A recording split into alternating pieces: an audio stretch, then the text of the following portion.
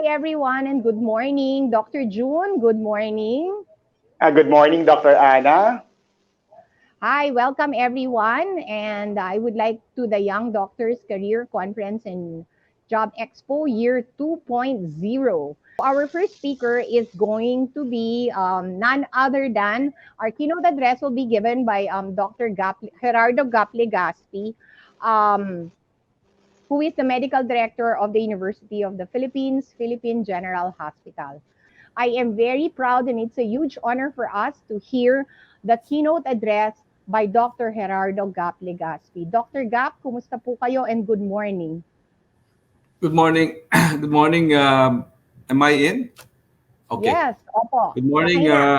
I don't know how to address you, Anna, to as congresswoman or doctor, but maybe as both because I'll take this opportunity to thank you for building that road that leads to my mother's farm, which is now one of the busiest roads in Pampanga, Quezon Road, and one of the most used road in Pampanga for me when I visit my mom regularly. So, good morning, everyone. I'm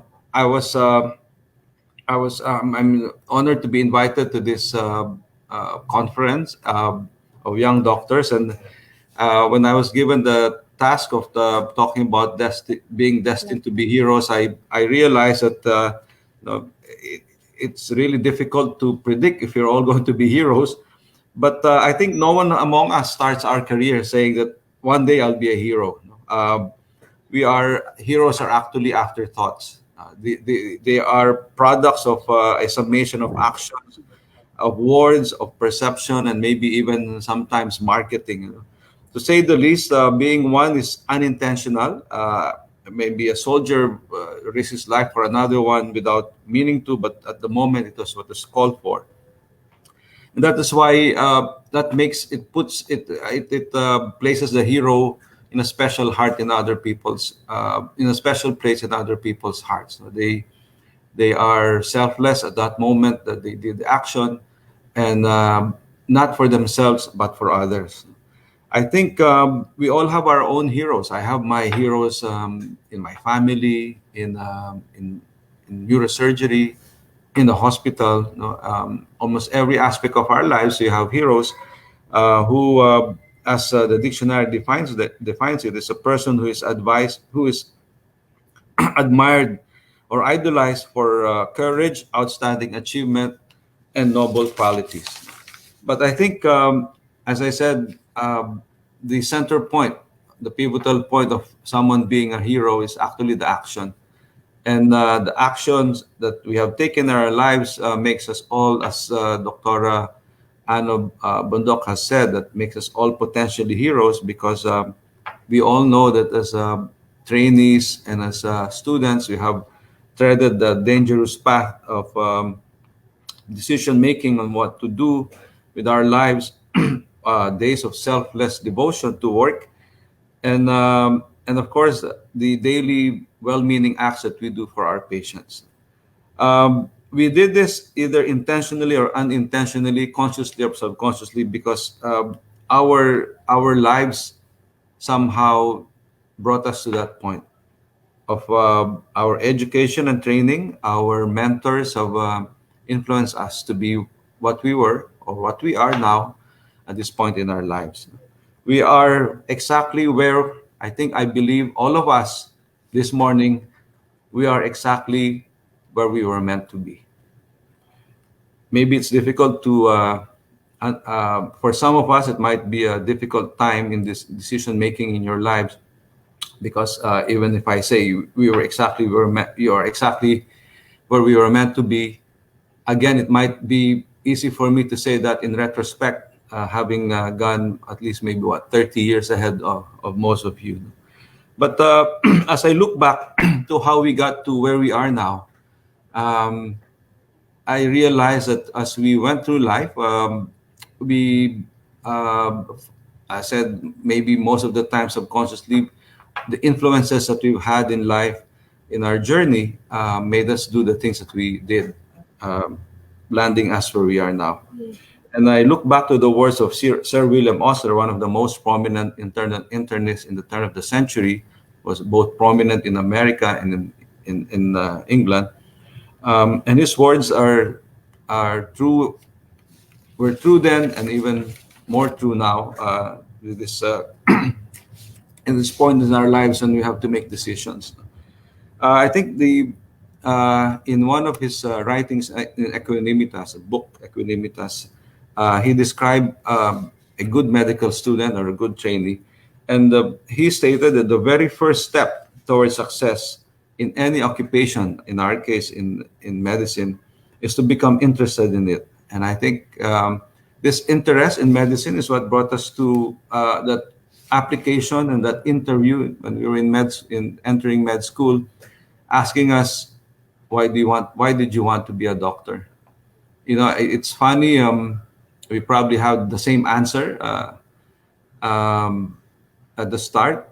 In my case, in 1983, when I was a first year, and I look back, um, more almost 40 years later, I probably still have the same answer when I'm asked that question. Um, and that is to be of service to others. Of course, we mentioned that during our interviews to nail that last position in the College of Medicine. But looking back now, again, as I said, as an elder doctor, I think I would have, if I am asked the same question today, I will give the same answer. So Dr. Osler went on to enumerate four values that he thinks will make a good medical student. And I think in your case, maybe in the future, maybe make you a good resident, or make you a good doctor, or maybe a good researcher, or maybe even a good businessman doctor, for whatever career that you have chosen for yourself. And he has uh, mentioned four of them. And the first one is the art of detachment. Second one is the virtue of methods. The third is the quality of thoroughness. The fourth one I will mention later and discuss maybe in more at length more than the others. The art of detachment pertains to all the things that we have done to achieve where we are now. The dinners that we have missed, the birthdays of our parents, of our loved ones, the even the funerals of those that we needed to say goodbye to, things that we miss in life, the parties that we missed, the stuff that made us happy, in most cases, had to be sacrificed because of the decision we have to make as doctors. Uh, I suppose, it was self-imposed on us, but as sometimes it is we are forced by circumstance. Nevertheless, the art of detachment is the basis of the discipline that we have mastered as we went through med school. The the discipline is what gets us through the sleepless nights, the last few hours of being awake and doing what needed to be do. I realized when I was looking back at the art of detachment example, I realized that the longest that I was awake as a neurosurgical resident was 52 hours with no sleep, no single minute of sleep. And then I fell in on my bed in the dorm and I was asleep for 16 hours and no one could find me. The second value that Osler mentioned was the virtue of method. It tells about our strategies, our adaptations, and the modifications we had to make along the way. We planned a pathway for ourselves. We create our plan and to achieve a certain objective. And I think the virtue of method is reflection of how well we apply what we have learned and what has been shared with us by our mentors. Uh, in in my work as a resident, no, and in my work as director now, I think no one will argue with me that maybe neurosurgical residency is one of the hardest residency in PGH, and being director of this big 1,500 bed, 4,500 employees, 700,000 patient a year hospital is probably one of the most difficult jobs to have. But I employed a certain personal style on coping and being able to keep my sight on the objective as a resident and even as a director now. So in doing things, especially when things go bad, first I rationalize. I tell myself maybe this is the thing I have to do. This is the right thing. This is what I chose.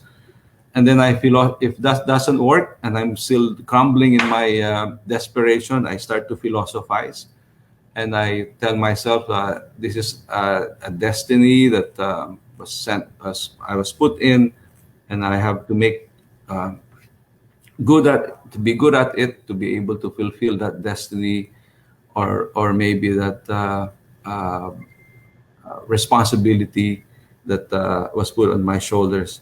And if that doesn't work, I fantasize.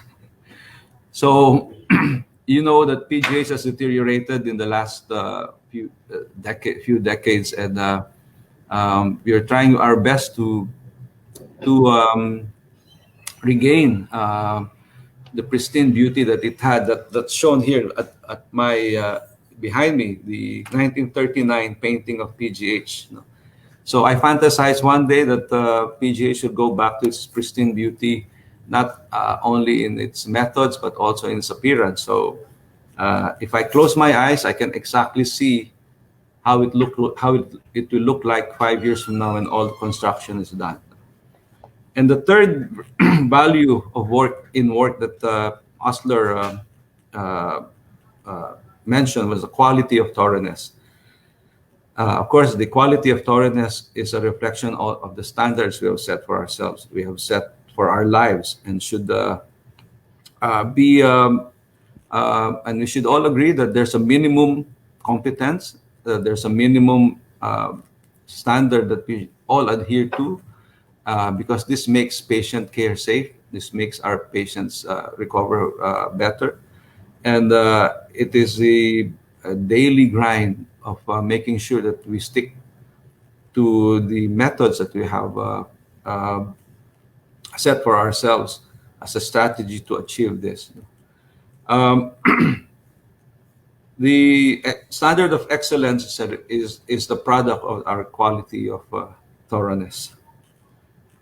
All of this are probably built into all of us either by choice, mostly by choice, but sometimes by force of circumstance. And these strategies were employed by us to ensure our survival in during our training and eventually in achieving our goals. However, it's a fourth value probably that's for me the revelation of the years that I've had been going through as a doctor. And the fourth value that Osler mentioned is the grace of humility. And he said that for above all, it is most important to achieve the grace of humility. It probably is the most difficult and probably the most inconsistent value that we will observe among our peers. I myself had some problems with it, and I think you know very well know that neurosurgeons probably are the most proud, unashamedly, uh, this, unashamedly proud of their being neurosurgeons. And then as a hotshot neurosurgeon 30 years ago,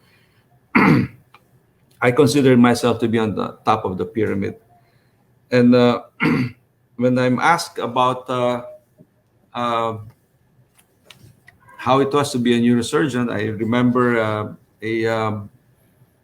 a story about three doctors, no, who died, and one is an internist, one is a pediatrician, and one is a neurosurgeon, and they all had to go through the gates of heaven and had to be asked a question by God. So when the gates of heaven opened, God was there with two chairs beside him, and he was sitting in the middle one. And he asked the internist, "You internist, what do you believe in?" And the internist said, "God, I believe in the Holy Ghost." "Okay, sit here on my left," he said.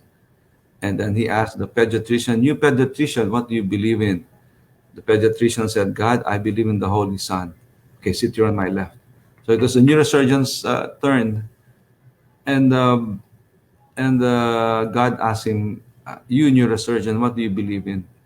And the neurosurgeon went close to God and said, "God, I believe you're sitting on my chair."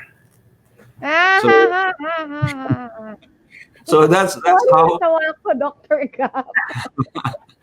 So I guess anyone who's met a young neurosurgeon would probably believe that, and I thought probably all of us were like that when we started. But as we went on through life, as we acquired more knowledge, even more wealth, we realized that it was impossible to have achieved all of this by ourselves. So we count on the people who have helped us. We count on the graces of God, and we it was if I count on all the blessings that I've had in the last 30 plus years as a neurosurgeon, it's impossible to have gotten those by sheer effort.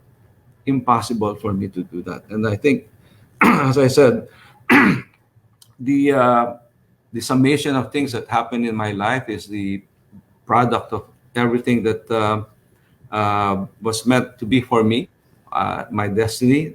As I said, not to be a hero, but to be the best that probably we could be, and only knowing that it's not purely from my effort alone. I was lucky to realize before maybe it was too late. Excuse me. That probably we're all going to be given more than we thought we deserved, preparing us for a bigger thing in life. Um, we Dr. Bondok doesn't have to organize this conference for you because she's very comfortable wherever she is. But I think the sheer sense of duty of being able to share what we have acquired through the years and considered as blessings drives us to do things that are already beyond expected of us. Um, it's funny that as I went through the world of neurosurgery internationally, the most humble people neurosurgeons I've met were the most achieved. So I guess through time we learn how to realize this important lesson that the grace of humility is the ultimate stage of someone who has trained and achieved his goals. No? Um, in it also Osler goes on to say that the humility, despite the achievements that you've had, creates an armor around you that makes you even more impervious to criticism or to ill intentions from others. So these four lessons I keep close to my heart, and I hope you also keep them close to your heart as they guide you in your journey in life.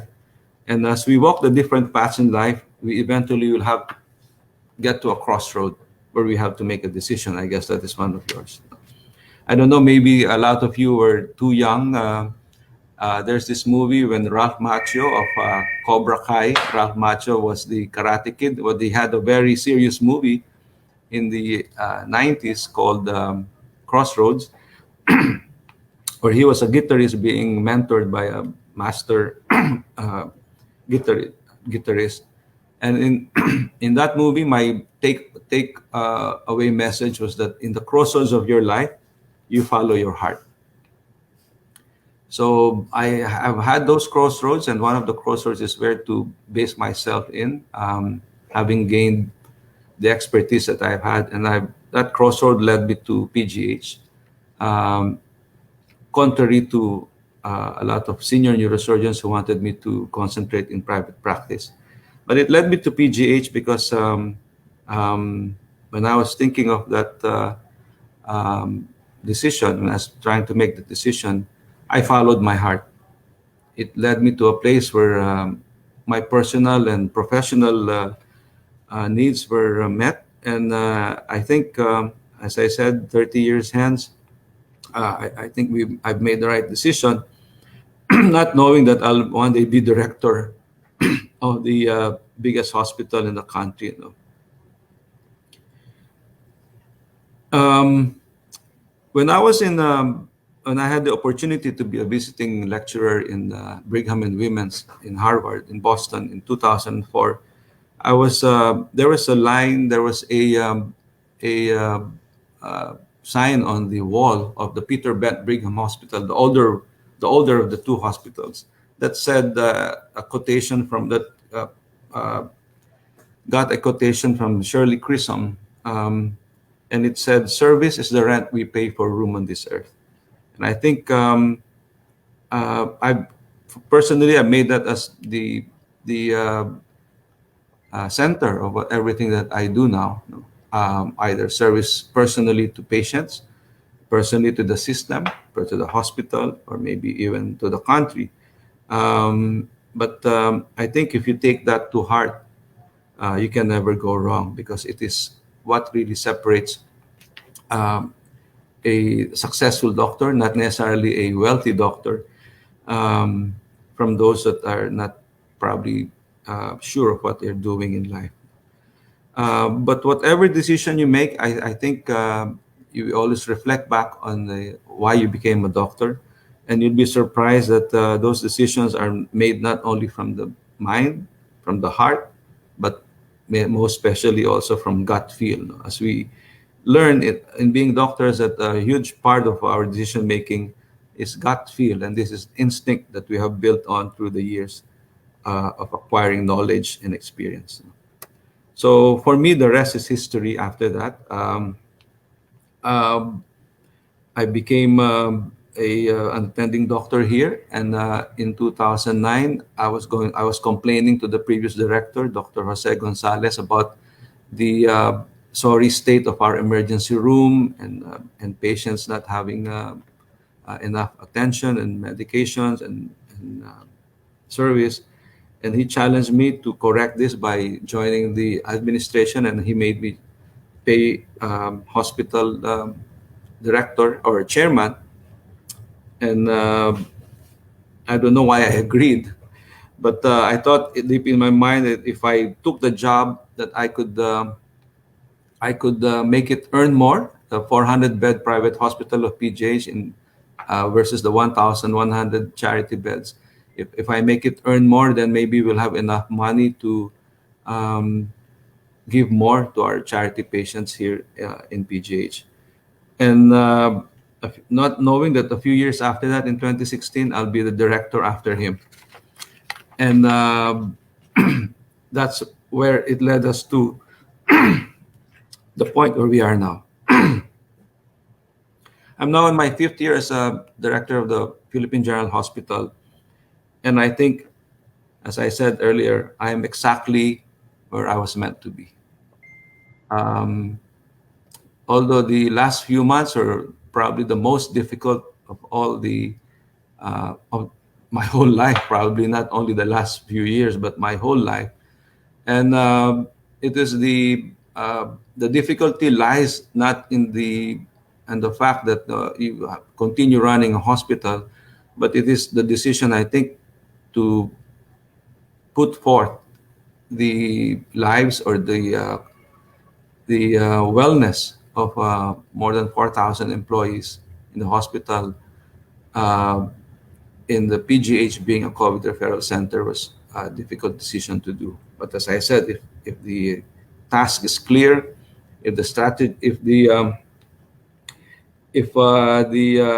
interest is there, and the task is clear, the methods are set, and you have enough humility to say that you need help from everywhere you can get it. I think uh, we have proven the last 7 months that it was the right decision to make. So I currently we are now currently in the process of trying to resume the activities of the hospital, research, training, and service to other non-COVID patients. And I think uh, we have to shake off from the what we call COVIDification of our healthcare. So that becomes our double task now. So you're running a COVID hospital and you're running a non-COVID hospital. But as I said, I'm happy where I am now. I think the work that has been done in the last few months have put us in a place where people empathize with us and identify with us. And the 6 billion budget, the peso budget that I got yesterday from Congress is a testament to that. No? So I guess if we love our work, if we pay the dues, if we remain humble despite everything, everything will work out fine. So to all of you, I hope you all find your place in the sun wherever it may be, and don't get burned. Remember to take care of yourself also. Now, in the midst of all of this, I continued biking. I continued every morning before I left the house. I played the guitar to the tune that gives me some comfort and peace of mind. And of course, I'd like to look at the good things in the blessings of any hardship that we go through. And I think I'm very thankful that, on the other hand, this pandemic has allowed me to have breakfast and dinner with my family every day, for that matter. Except today, because I had to come early for to PGH to set up my video. Kasalanan ba namin yun? But I guess that's how we treat life also. No? We take it for the good and bad, and we just trudge on and enjoy it as much as we can. As James Taylor said, my favorite artist, the secret of life is enjoying the passage of time. And I hope you enjoy your future as I have enjoyed mine. Thank you very much to everyone. Thank you, Anna, for inviting me here. Thank you, Dr. Gap. Very inspiring. Opo. Can everyone hear us? Thumbs up lang po. Dr. Gap, tayong dalawa po yung nasa screen. Okay? So, please, if you have any questions sa mga na-inspire, eto lang ho yung babanggitin kong takeaways dun sa narinig ko kay Dr. Gap. Sinabi po niya na 30 years ago, he was a hotshot neurosurgeon. Sir, I'd like to say you're still a hotshot up to today. Okay? Yun po. And then, sinabi niyo po na, yun nga, natawa talaga ako. Just for the joke, pwede na ho yung talk nyo. Yung gusto nyo kunin yung upuan ni God. Okay? Hindi, ganun ho talaga mga surgeons. Kaya naman ako, I went into surgical ICU kasi ako po yung nagpipigil naman sa ICU. So that's my one and only time to tell a surgeon, no, you cannot put your patient in the ICU. So ako na yung boss. Pero ako, very marami akong sinabihan ng mga surgeons umiiyak sa akin, Ana, maawa ka sa akin. Let's put the patient in the ICU. I was like, no, I'm sorry, no. Ang ganda. Alam mo, kaya nila sinasabi kasi ayaw na nila magtrabaho. Yes, basically. Tsaka gusto naming matulog. Hoy, sorry, mga doktor lang tayo lahat, so don't take it against me. Isa pang nagustuhan ko talaga, I found out that Sir was a James Taylor fan. And yes, and another thing that I took from the talk po yung siguro po to strengthen PGH as a COVID hospital, pero ma-remove din po yung stigma po ng COVIDification po ng PGH so that it will be known po as a safe hospital both for COVID and non-COVID patients. Tama ba ako, sir? Yes, so we are doing ways now to do that. In fact, we're building a 44-bed isolation complex away from the wards, separate from the wards. So meron hong ihihiwalay nyo na po yung COVID sa non-COVID. Opo, that's 11, very nice. 11 beds of ICU, 33 regular beds, separate, totally separate from the hospital. Ayan. So, Doc Gap, bumati lang ho tayo muna ng mga 10 names kasi dami talagang bumabati sa inyo mga fans. So, if you will give us a few minutes lang po, let's read a few names para matuwa naman po yung mga bumati sa inyo. Opo. And then, if you have any questions for Dr. Gap, please put them down below. Ako po, I will ask the first question. Kaya maghanda na ho kayo habang bumabati po ako ng mga tao. one of the first questions that I will ask po is, ano po yung decision-making process po na dinaanan nyo? Ano yung personal doubts? Sabi, and I'm part of the PJH Viber group, so sabi talaga nagkaroon daw ng emotional meeting na nagkaiyakan pa po. If you can tell that to us in a personal, talagang i-share nyo po yung dinaanan nyo po. Not on an intellectual level, pero lahat po tayo, doctor, sa talagang mabigat po. Hindi ho ba? Yeah. And what I Yeah. know is marami pa daw nag-iyakan, some were really emotional. I know you were emotional. So, yan po. From Ned, thank you, sir. Batiin po natin yung mga names, Miss Kat, so that we can know them. Ayan. So, habang nagre-relax muna si, from Doc Ana Orile, good morning and thank you, sir. Miss Kat, yung may mga designations po na mga schools. Ayan. From K. De Ramos Afuang, thank you, sir. Nakaka-inspire po kayo as we tread on these difficult times. You know what? Ako rin, I was personally inspired by the, first of all, the knowledge of Dr. Gap Legaspi, and second po, the courage of Dr. Gap Legaspi. Talagang hindi po biro yung more than 1,000 po na buhay hawak niyo po. From Paula Bianca, good morning. This is from Paula Bianca D. Mandap, a junior intern at the AUF. Thanks, Paula. Is that any? Yan, any personal messages then to Dr. Gap, we will read them. Good morning from Maria Isabela P. Reyes, a junior intern at the AUF. Thank you, Maria Isabela. Ayan. Dr. Gap, good morning. Ito. What do you do when you are uncertain of the path that you must walk? Ako po ang nagwawala. Let's hear what Dr. Gap has to say. Sorry, guys.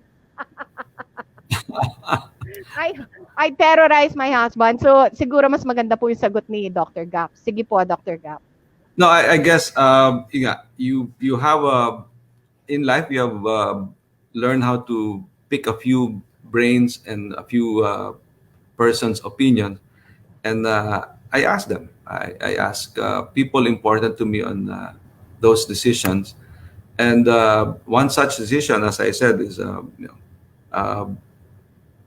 living or not. Maybe for a lot of us, living or not. Um to be more bountiful elsewhere, either leaving the country or leaving PGH. The second one is, of course, during the COVID crisis, I had to rely on the wisdom, not of only of myself, but a collective wisdom. So it will be good to ask people who you think will tell you exactly what you need to know, not really what you want to know. So I think you find those people daily in your lives. Ayan. Sumangguni. Yun po yung sagot ni Dr. Gap. Sumangguni po tayo. And that's a good answer po. Can I ask you po, what inspires you every day? Because hindi po madaling pumunta. My husband is a mayor. It's very stressful. I'm sure it must be even more stressful po to be in a COVID hospital. So, what inspires you every day? Saan po kayo kumukuha ng lakas ng loob? Because I'm sure it's scary. It was very depressing. May anxiety pa ako. Para akong mental health advocate nito. No? What inspires you? Like, in the morning, do you pray? Do you go to mass? Listen to music? Ano po? Family? Paano po? Well, of course, the idea that we are doing our share. I guess we easily we could have walked away from this, but I think the idea that we're doing our share in a catastrophe like this one is what gives us the strength daily to find ways on how to make it even better. The inspiring part are really the people, the residents, the nurses, the attendings, everyone contributing in their small way, big or small way, into the operations.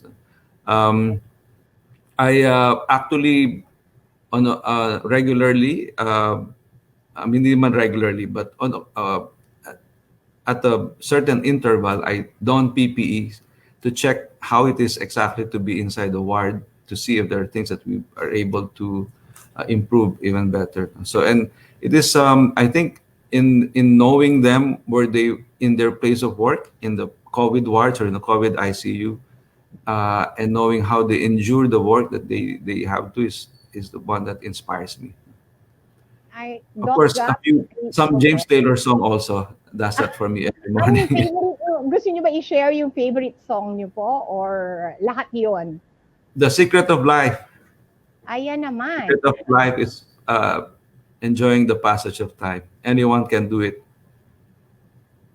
Yan, ang ganda naman. Anyone can do it. Yeah. For those who don't know, Dr. Gap is a very well-known musician and saxophonist po.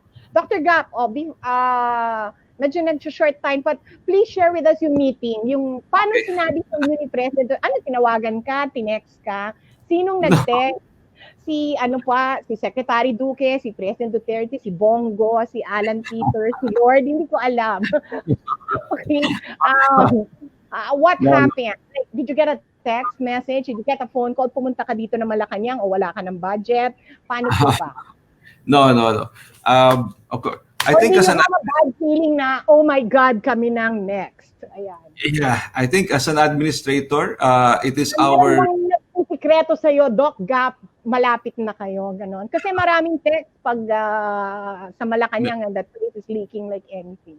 So sige po, no, i-share niyo. Who called it you? has nothing to How were do you with that. called? What was the meeting like? Sige po.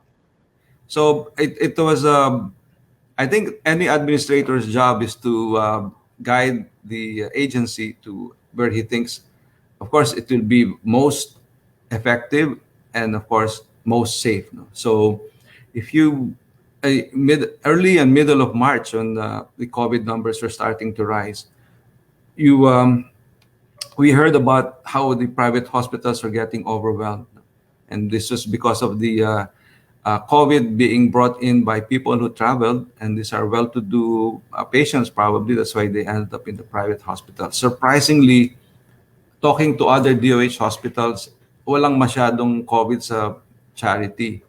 Until probably the middle of March or the third week, we noticed that we had to set up a separate triage for the fever and cough patients. We were the PUIs then, and they were coming in by the hundreds. And in a day, yeah, even we will have hundreds of PUIs that we turn away because that time mild COVID, mild PUIs were told to go home. Right? If you remember that. So, but we were seeing also that the number of patients in the ER or in the hospital was starting to go down because when the lockdown was declared, people could not travel, and the coupled that with the fear that you might get it, people are not willing to open areas in the hospital anymore until a good system was put in place. There was no PPE, there was no testing, so it was really all chaos. And I think Oh my gosh, I think opo. one of the impetus then was we were getting our friends, our doctor friends, who were starting to get affected by it. Also, some of them So dying may mga doktor na po na ospital, opo. by that time. Yeah, so you knew, we personally, you knew the gravity of the disease and the helplessness of our system. So So talaga po walang PPE nung panahon na yon, wala talagang, pa, wala oh pa. my Oh. God. So nakamask lang So ho kayong lahat, opo. yes, yes. Oh, karamihan. Hindi po Imagine kayo the nakakuha ng ER, nakapas PPE, lang sila opo. sa ER. Oh. So Dati talagang kasi hindi nakabili, oo. ang pulmonary, ang ano dati, the severe acute respiratory illnesses, the SARIs, COVID na pala yung mga yon. Dati SARI nila sa ER, di ba? So So, nagulat and din yet, ako, COVID walang masyadong patient pa na-effect. yun. Yeah. Oo. So, I guess, Sino having hong tumawag? Aminin nyo na. ah, Napatawag no, ba kayo sa Malacanang? Yun ang gusto ko malaman talaga. I think, Seriously, what was the decision-making process? Because as a government official, we also want to know po. And how did you yes. present it to the PGH board and the trustees, the alumni? Siyempre po, mabigat yun. Opo. At Yeah. anong naramdaman nyo? So I think again these decisions are based on science and on I said gut feel also. No? So the science part of it is statistics of cases going up, and then there's not much intervention that we can do. And the gut feel of it was that I think susunod na yung mga charity hospitals. So kasi nagkaka-community transmission na. So tama-tama nabasa ko yung Wuhan manual. And in the Wuhan manual, they concentrated COVID patients in a 1,000-bed facility. I was thinking Po, that could be PGH. Oh, in my mind, yeah, tama. di ba? That could be PGH. Palay ko, tatawagin kami nito. And true enough, March 18, pinatawag ako. And, having that concept in mind, I didn't think it was difficult to argue against being a COVID hospital, because I thought there was no hospital big enough to do that and maybe even capable enough to do that. But we set conditions. When the secretary told me about the plans of request of being a COVID hospital. Again, as a medical director, you have to, as the head of the agency, you have to make sure you're going to do the right thing with the right resources. No? So he agreed. He agreed to have to fund PGH. He agreed to have a dedicated referral system only for COVID. No other, no PUIs, just COVID patients. He agreed to give us more augmentation in manpower, and he agreed to reimburse us with all the expenses. So, having Pumayag secured naman. having Oo. secured the war chest, I made Tama now ka the naman. Kailangan natin ng oh, war sir. yeah. So having secured that, at least now I can assure the people that we will be safe. Um, I made the decision. I made the decision after consulting the people who really work here. So a lot of the comments are actually from people who haven't been to PGH in a long time, no, or haven't seen what the progress that has been going on. Yung iba, hindi nila ma-imagine na walang respirator, but we had 70 on board already. Yung iba, hindi nila ma-imagine na walang tao, but we have special nurses and residents and fellows. So I guess the fear was heightened by the fact that people did not have accurate information on how PGH will do about it. I think it's when they realized na pwede kaya naman pala, then it became agreeable to most. No? But it was, even myself, we had 1 week to prepare the wards. So we did ventilation improvement, isolation improvement, stocking up of medicines. At one point, I asked one of my coordinators for resources, for logistics. Sabi ko, pare, kaya ba natin matapos to? Sabi niya. Ang comment lang niya wala tayong choice, pare, tatapusin natin to. Tama yun. Opo. So I guess that was it, no? So as surgeons who are used to bleeding during surgery and finding that bleeder and closing it and getting the patient out of the OR alive, I guess there's a situation that we translated to that. So when we agreed to do that, there was a lot of negative feedback on Facebook. Fortunately, I don't have Facebook, so I don't read them. Okay I'm not yun. reading Facebook. So I guess when people, when it is also the decision that in retrospect now, kasi nga, because of that, hundreds of millions came our way as in private donation and government augmentation. So we are able to equip PGH with the newest equipment and the complete line of medication. So I think at a certain point, humihiram ng remdesivir tsaka tocilizumab yung mga private hospitals and other hospitals from PGH. And then we started the convalescent plasma early in April 9, we already started convalescent plasma processing. So I guess when people started seeing that it was doable, the backlash became actually gestures of support.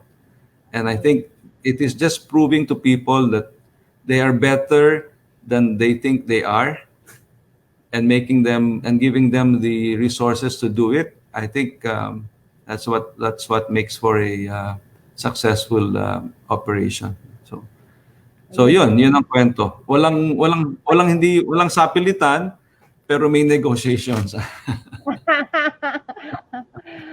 Thank you, Dr. Gap, for sharing. It's a very personal story.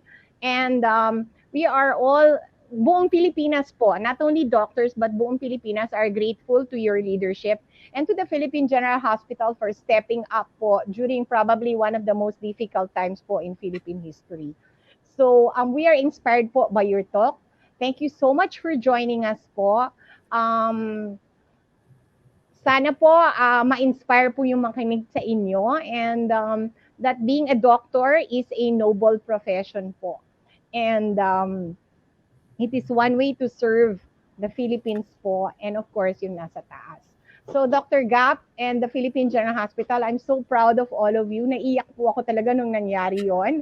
But sabi po nila, I like your leadership po style by example. Sinusot niyo po talaga yung PPE for people to, so that you can really experience po kung ano po yung na-experience po ng mga tao nyo.